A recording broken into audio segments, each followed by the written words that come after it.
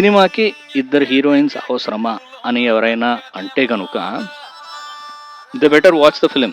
Cinema చూస్తే అరే heroines కోసం సాంగ్స్ పెట్టాలా, హీరోయిన్స్ కోసం సీన్స్ పెట్టాలా, స్టోరీ పరంగా డైరెక్టర్ ప్రొసీడ్ అయ్యారు, he stick on to the script అనే ఫీలింగ్ వస్తుంది. కాబట్టి నెగిటివ్ రివ్యూ ఇచ్చే వాళ్ళకి, క్రిటిక్స్కి వాళ్ళకు ఒక కౌంటర్ అని చెప్పొచ్చు. అంటే వాళ్ళు ఎక్స్పెక్ట్ చేస్తారా అసలు రొటీన్ సినిమాలా ఉంది, ఇది ఒక కమర్షియల్ సినిమా అందుకే ఇద్దరు హీరోయిన్స్ని పెట్టుకున్నాడు అని అనుకునే వాళ్ళు ఖచ్చితంగా డిసప్పాయింట్ అయితే అవుతారనమాట.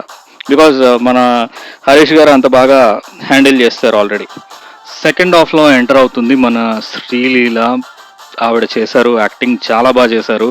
ఈ మూవీతో she'll become the darling of Pawan Kalyan fans అని చెప్పడంలో ఎటువంటి అతిశయోక్తి లేదు.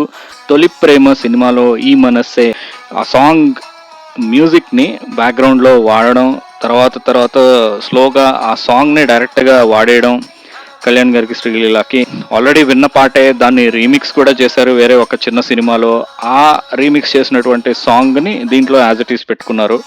It's a good thought, bore కొట్టలేదు. తెరీ మూవీలో ఒక సీన్ లాగా యాజ్ ఇట్ ఈస్ అనిపిస్తుంది. విజయ్ది పోలీసోడు, తెలుగులో డబ్ అయింది పోలీసోడు సినిమా.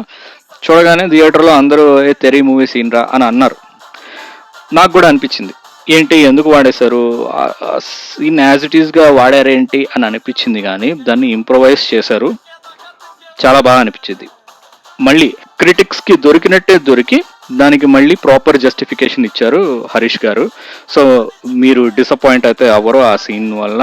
అండ్ ఫాలోడ్ బై ఆ సీన్ అయిపోయినాక విలన్ కొడుకుని చంపే విధానం కానీ it's very nice. Revenge has been taken.